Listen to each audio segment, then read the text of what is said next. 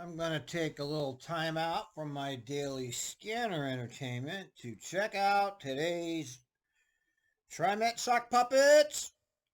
All I'm interested in is the public comment and the general manager report. I'm going to skip over the rest of it. Now, there's all kinds of shit been flying at Trimet lately. I'm sure. Let me see. I've checked my blog to see all the shit that's been happening. Oh, wait a minute. Where it is right here. Let's see if they got any testimony today. They've been with. Oh, they're back in person. It's unfucking believable. They don't even have masks. They don't have masks. Masks. They don't have masks. Everybody, what's the fuck? Nobody's wearing a mask. What the fuck? They're all freaking out about the public transportation mask mandate. They're not wearing masks. This virtually. And whether we're in person or online, we always start with the public forum. And to remind those who are unfamiliar with our meetings, the public forum provides an opportunity for the community to share thoughts, concerns, and feedback about Trimet and our service. Yeah. And for those who wish to provide a comment, you've been asked to sign in ahead of time. And I want to remind you that we will ask that you limit your comments to 3 minutes. And let's begin. And I'm going to call two, we have 5 individuals. And so I'm going to call the first 2, John Charles and Susan, is it Baldholm? Okay. It was your handwriting I couldn't read, yes. So we'll start with you, John. Thank you, Madam Chair. As long as I'm coming down today, I figured I'd get a twofer here. Again, John Charles, Cascade Policy Institute. My comment really follows up from the meeting I watched last week on the IBERP project, Interstate Bridge Replacement Project, sometimes known cynically as CRC 2.0, and because that was the big reveal about the transit project. And no surprise, it was light rail, because it's always light rail. That's right. And I'd like to encourage you as a longtime follower of this and someone who used to commute back when all the way from Gresham to Portland when that was the only light rail line there was, I'd encourage you to euthanize any more light rail expansion. Just stop. It's not working. It's not working, and they don't care because it's an industrial complex that controls the local governments of the area. The Southwest Corridor project, the IBERT project, you should just put a big no on that. Okay, all the forecasts, someone mentioned in the previous meeting, what happens when the forecasts don't match reality on the before and after reports. Nothing happens. FTA doesn't care. Yeah. They give money away. That's their job. Once the money's away, they don't really care. Okay, but all the forecasts have been wrong. They've always been wrong on the high side, and the total ridership, even before the pandemic, was about 50% of forecast. Okay, anything on the IBERP is going to be just swag. It's a joke. If you have congestion price, if you have I-5, a new I-5 bridge with congestion pricing to maintain free flow conditions, which is more or less the plan, then buses are the big beneficiary. You don't need 40 feet of right-of-way on a super expensive bridge for slow trains going to nowhere. So I just think you're all appointed by the governor, and part of the problem of being a governor or mayor is people constantly tell you things you want to hear. Well, you're not hearing this for the money or the glamour. You're volunteers. I think what you owe the governor is the truth. And I think, this is not a good idea. More light rail, it's done. And I think you should have a really serious conversation over the next year about this topic of capital expansion. Expensive capital expansion at a time your ridership is plummeting. And it peaked in 2012. It's been going on for a long time. Your whole business model, in my view, is obsolete. And where you can start is with the bleeding, and that's the big transit projects you haven't done yet. You haven't condemned anyone's home yet. You haven't done purchasing yet. That's the time to stop there and work your way backwards. And I say this as a transit advocate, as a longtime transit rider. The model needs to be tweaked, and some people might not like it. And I think of the Twitter issue this week where Elon Musk buys, and a whole bunch of people at Twitter who work there don't like that. But the Twitter board has a fiduciary responsibility, and they said, you know what, we're taking the offer. I think you need to have that attitude, that you are the fiduciaries, and maybe some people might not like changing the business model, but that's what boards do. They make hard decisions. So I really encourage you to, And that won't happen. We know that, ladies and gentlemen. They're just part of this fucking industrial complex. The board is a puppet board, John. You know that. You know this, John. to use this year to reset your vision. Thank you. Thank you, John. Won't happen. Susan? Next. Hello, Trimet board leaders. My name is Susan Bladholm, and I am the founder of Frog Ferry. This year marks 35 years that I've been in transportation infrastructure and economic development in our region. As you're likely aware, we have had an ongoing struggle in providing the required documentation the Trimet finance team has required of us for an ODOT STIF, Statewide Transit Improvement Fund grant. We entered into a contract with Trimet last fall and did not anticipate having challenges in providing documentation since we had successfully engaged with Trimet in 2020 for an ODOT STIF grant as well. To Ms. Berkshire's memo outlining key issues, we acknowledge that we have not been in compliance with the grant requirements regarding maintaining a match. However, we have been operating in good faith throughout the duration of the past 7 months, and we have provided robust documentation, over 130 documents at the request of Trimet. We have not knowingly done anything wrong, and as a small nonprofit of 2 consultants, it's obvious that we have not been prepared to respond to Trimet's arduous requirements. Please help us find a path forward to reconciliation. We emailed all of you on March 7th requesting mediation, as is called out in the contract, and we have not received a response. There's your response. If you've not received a response, that's your response. They'll just ignore you. You're talking to a board of sock puppets. You know this, or maybe you don't know this in her case. We honor the fact that the Trimet finance team, they're doing their job. However, we are in the midst of a communications breakdown. At a meeting with city council leaders yesterday, they suggested that we appeal to you, the Trimet board. Yeah, well, Trimet has had so many challenges serving our community, given all of the hardships of recent years. And our dispute must be extremely irritating to your team, as it is for us. Yes, this is an unprecedented time, but we all need to reimagine our future. How do we facilitate commerce of people and products here in our region? It's proven that ferries are a best practice, and they induce demand for the first and final mile, which means building Trimet's ridership. We are innovating, and there's no clear path forward to starting a passenger ferry service here in the region. But we're offering a public-private partnership here with our group of professionals that have provided well in excess of $8 million at no taxpayer expense. We believe we can come to a quick resolution if your leadership can bring us to the table.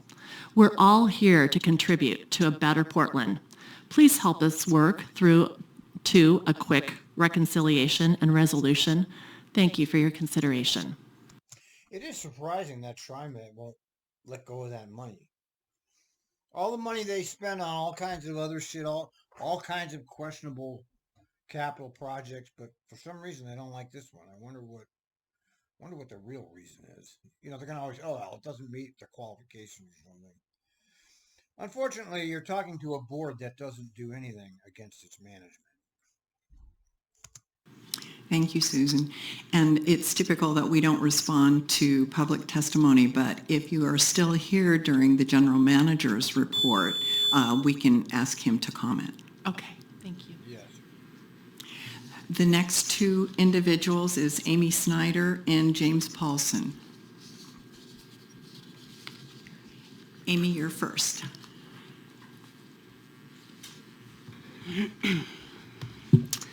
Good morning, President Simmons and directors. Thank you for allowing me to speak with you all today. My name is Amy Snyder, and I currently work with Friends of Frog Ferry as the VP of Marketing. I've had the good fortune to be a brand strategy leader for some household brands, including Dasani, Hasbro, and Nabisco. But few projects on which I've worked have held the same promise as Frog Ferry. It's the right idea at the right time, and it's the community that will reap the rewards. I'm here today to ask for this board's help in finding a path forward, Frog Ferry and Trimet together. As many of you are likely aware, we have a group of committed people working for Frog Ferry. We also have a passionate supporter base in Portland who can't wait to see a passenger ferry service, which will add to Portland's reputation for world-class public transportation with an eye towards environmental stewardship and enhancing the lives of underserved communities.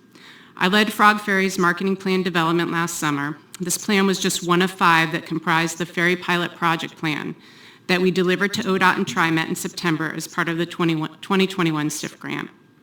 All of us at Frog Ferry believe that this second grant would operate similarly to the first one, where payment would be issued in full upon receipt of the deliverables.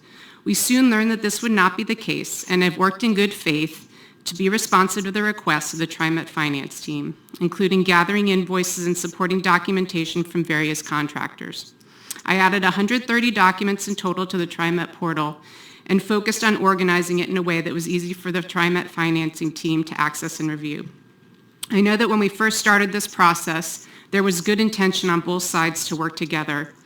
I believe both sides still have good intentions. As the board, you can help bring these good intentions to life for this project. ODOT was pleased with our plan and has always been supportive of our work. As things stand now, we are not able to finish the operations plan, and the viability of our organization is at stake without the STIF funds ODOT has granted us. We have asked ODOT and Trimet leadership to help us come to the table for mediation, as it states in our contract, and we have not heard back in over 6 weeks. We are hoping you all can help us break through this standstill. We acknowledge that we could have done things differently, and there's always room for improvement in our processes and approach. We've always tried to do the right thing in the best interest for the city of Portland. We asked Trimet to be a partner with us and help us find ways to access the grant funds that ODOT has awarded within the confines of the contract. The opportunity exists for us both to bring inspiration and hope to our region by working on this important transit project. Thank you. Thank you. Hi, my name is James Paulson, and I am the board chair for Frog Ferry. So thank you for allowing us this time. A little bit about myself. I'm a Portland native, very proud of that. I'm also proud that I'm a product of Portland Public Schools. Equity and inclusion, Trimet board. Come on, get up your fucking asses. Give them the goddamn money. You give them money out for all kinds of shit. Give it to them. I mean, I'm not really a big supporter of it. I think it's ridiculous, but all the pork flying around, millions and billions of dollars, give it to them. Why not? Schools, Portland State, and the University of Oregon, in which we sit right now. So I am very much invested in Portland. I am a Portlander, an Oregonian through and through, and I've grown up with Trimet. And one of the things that has always impressed me about Trimet is Trimet being a leader in innovation and moving things forward. We are faced, after hearing what you guys have been talking about before this, the challenges that you're faced with are the challenges of the community. How are we going to reinvigorate this community? How are we going to reinvigorate people to get back onto public transportation? That's what we're trying to do at Frog Ferry. And what we're doing is we're starting by targeting areas North Portland, up by the St. John's Cathedral Park area, which are very challenged around transportation, and trying to make a link with downtown where we're trying to revitalize. We know that the best jobs are downtown. We've partnered with businesses all up and down the water corridor from Vancouver all the way down to Oregon City that are saying they want to see transit on the water. We need your help to bring this to life. We need to bring innovative ideas, keep them alive, and moving them forward. You, board members of Trimet, have the ability to help us do that. And as you've heard, we have made mistakes. We want to correct those. We want to move forward. We need your help to do this with mediation. I want to be able to wake up and say, our city, again, is leading the nation in what we're doing on developing our transit system. If we don't get the support and help from you, that our efforts will not be able to move forward. This is a very important time, a key time for us to move this forward, and that's why we're coming here with you right now. And just as everyone has said, both Susan and Amy, we are at a point where it's no one's fault but we need to work together so we can solve this, so we can keep moving this forward. Thank you very much. Thank you. Our last person who signed up today to provide public comment is Maria, and I'm having difficulty reading your writing. Is it Vicente Taylor?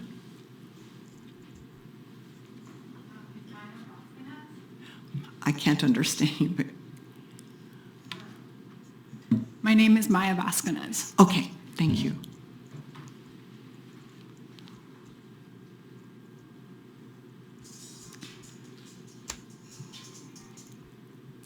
Okay. Hello, everyone. As I said, I'm Maya Vasquez Taylor, the community organizer for Bus Riders Unite at Opal Environmental Justice Oregon. I also sit on Trimet's Transit Equity and Advisory Committee. So it's Earth Month, and I'd like to take this time today to talk about Trimet's Climate Action Plan. The only route described in your action plan was electrification, and that raised concern for me as the leader of a local transit riders union.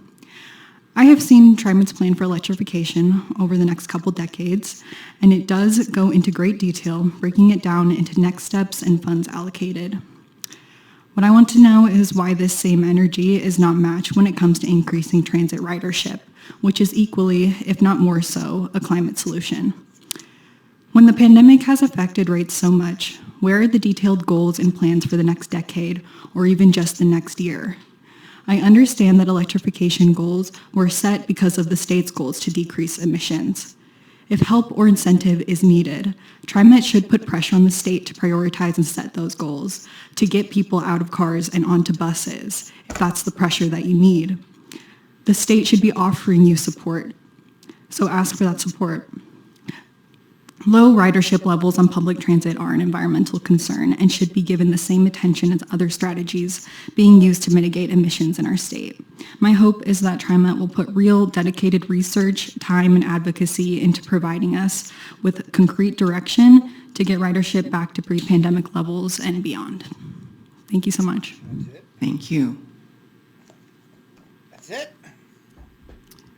Yeah, they'll put Well, a lot of time since in that was our last speaker, I'm going to close the public forum and open the business meeting. And typically,